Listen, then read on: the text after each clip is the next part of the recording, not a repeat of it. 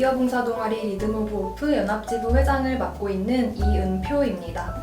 네, 안녕하세요. 저는 연합지부 부회장을 맡고 있는 고은비입니다. 코로나 상황 속에서도 따뜻한 발걸음을 멈추지 않고 있는 미디어 봉사 동아리 리듬 오브 오프 발표 시작하겠습니다. 발표 순서는 다음과 같습니다.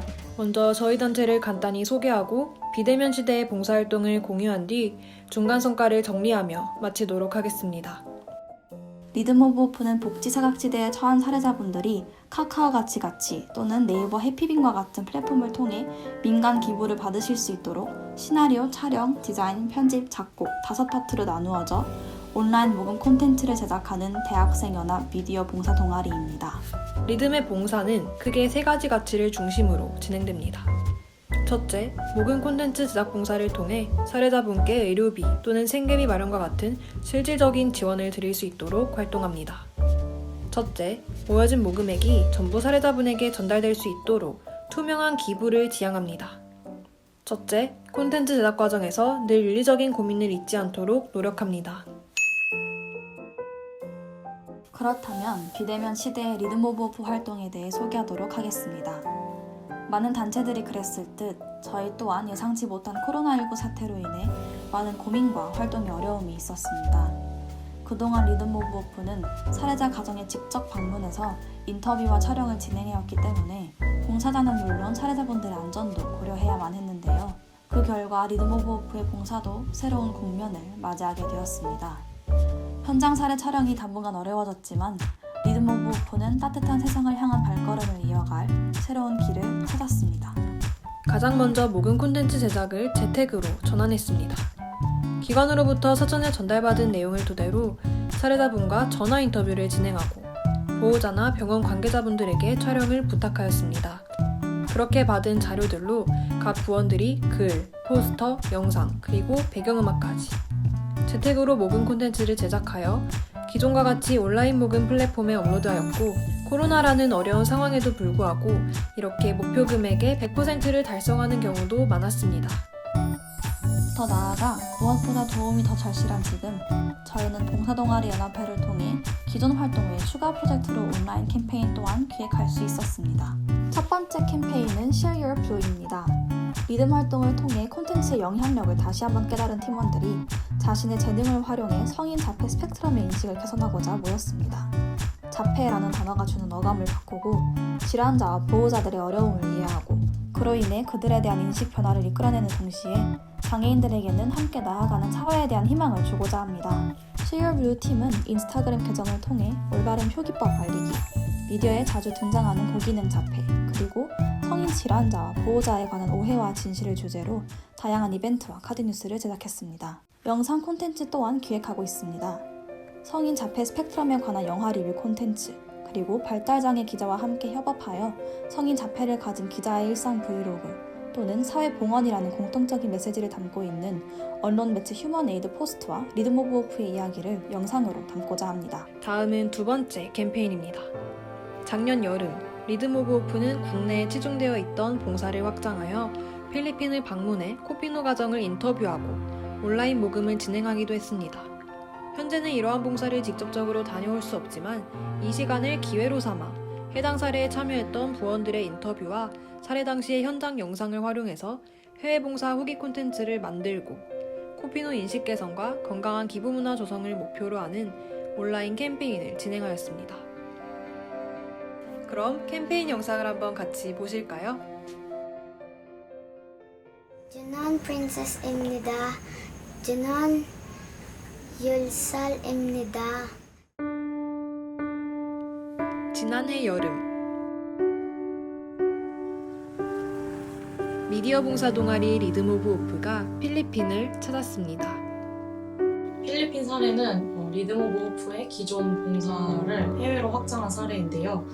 한국인들이 이제 필리핀이나 뭔가 베트남 이런 동남아 국가를 가서 이제 성매매 관광을 한다든지 아니면 해외 사업이나 유학을 간 이제 한국인들이 필리핀에서 뭔가 연애를 하거나 결혼하고 나서 이제 남겨진 아이들을 두고 다시 한국으로 무책임하게 돌아오는 이제 그런 행태가 굉장히 많이 발생하고 있습니다.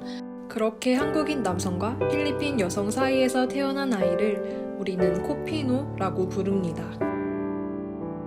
그래서 이런 현실을 저희가 한국인인 저희가 직접 취재하고 알림과 동시에 이 사례 가정에 실질적인 도움을 주고자 하는 취지에서 팀이 결성이 됐고요. 저희 팀 이름이 뷰티풀 코리안인데 이게 어글리 코리안에 해당되는 그 코피노 문제, 그런 문제를 저희가 직접 나서서 해결하고자 하는 의미가 담겨 있는 것 같습니다.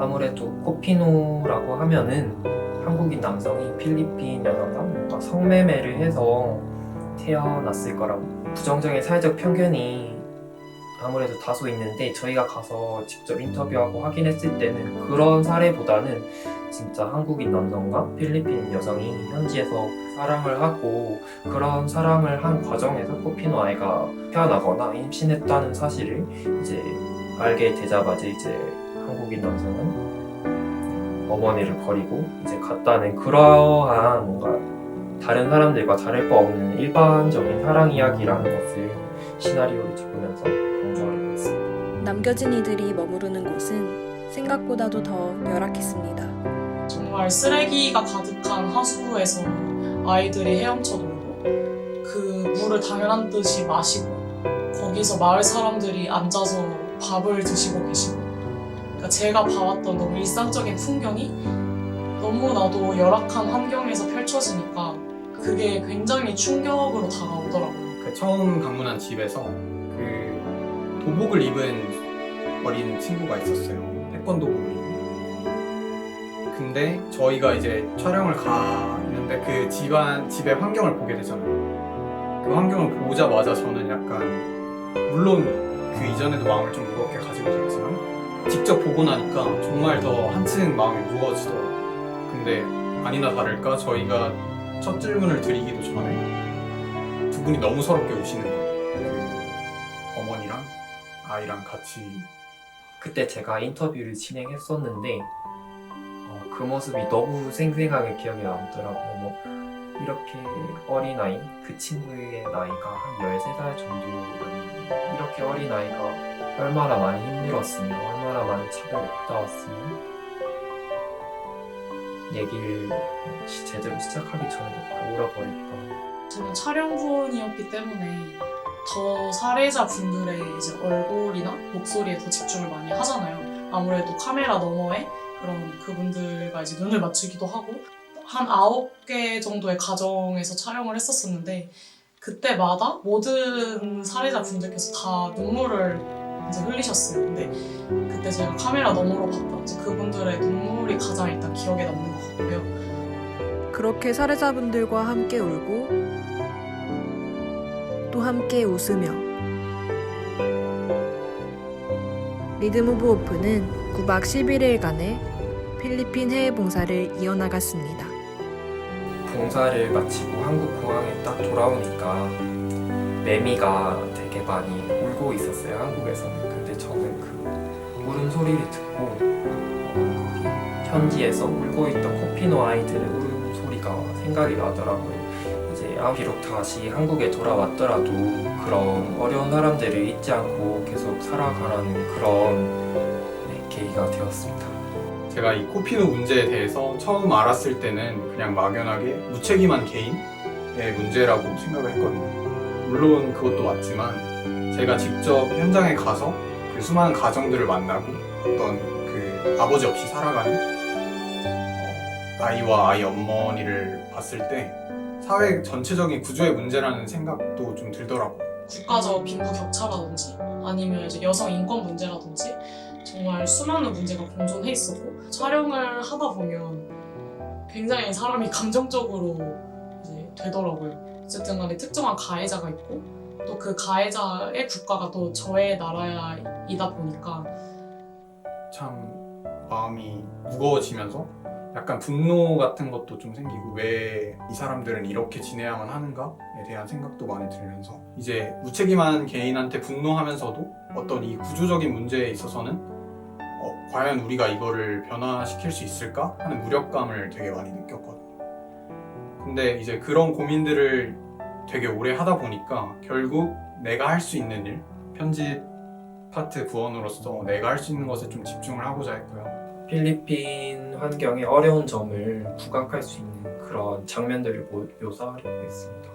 이제 뭐 예를 들어 하루 종일 비가 내리고 흑인 전등과 그리고 방바닥에는 모래가 흩뿌려져 있고 그리고 날카로운 기계들이 많이 이곳저곳에 있고 그리고 또 뭔가 코피노라는 사회적인 이슈 굉장히 복잡하고 많은 사회적 문제가 얽혀있는 그런 커다란 사회적 이슈를 이제 윤리적인 컨텐츠로 만들려고 하다 보니까 이제 그런 방향성을 잡는 것 네, 그런 부분이 조금 고민이 많이 되었었고 그러니까 지나친 연출이나 과정보다는 이제 진심 어린 목소리로 말씀을 해주시는 그들의 삶을 그 자체로 이제 담아내는 것이 뭔가 저의 역할이라고 생각을 해서 이제 이에 중점을 많이 두었던 것 같습니다.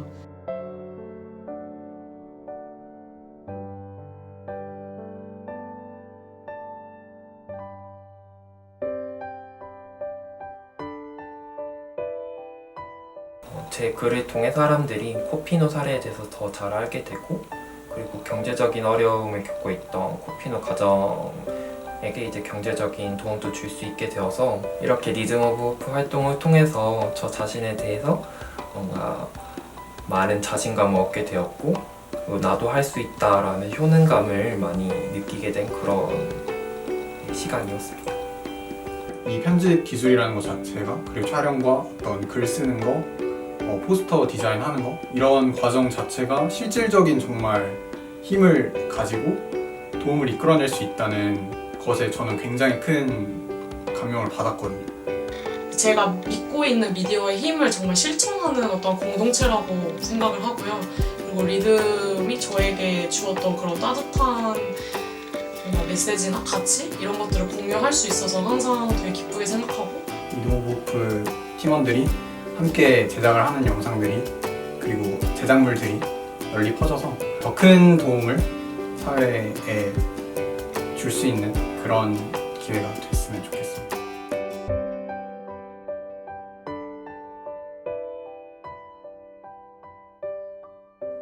리듬 오브 호프의 따뜻한 발걸음을 응원해주세요.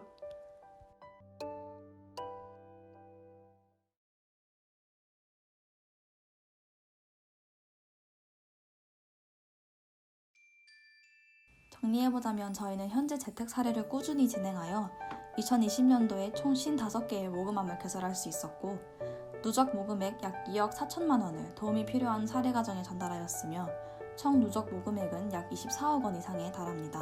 이처럼 리듬 오브 호프는 코로나 상황 속에서도 계속해서 사례자분들에게 실질적 도움을 드리고 있으며 더 나아가 캠페인 활동을 통한 인식 개선 효과까지 기대하고 활동하고 있습니다. 요 근래에 저희가 제일 자주 듣는 말이 위기는 기회다라는 말이잖아요.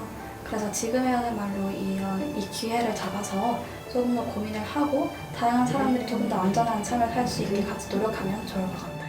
리듬 오브 호프의 미디어 봉사는 직관적인 형태의 봉사는 아닙니다. 하지만 저희는 사례자분들에게 가장 실질적이고 기본적인 지원을 드리는 일을 하고 있어요. 크든 작든 리듬 오브 호프가 세상을 바꿀 수 있는 힘을 가지고 있다고 믿습니다. 앞으로도 이어나갈 리듬의 따뜻한 발걸음, 많은 관심과 애정 부탁드립니다.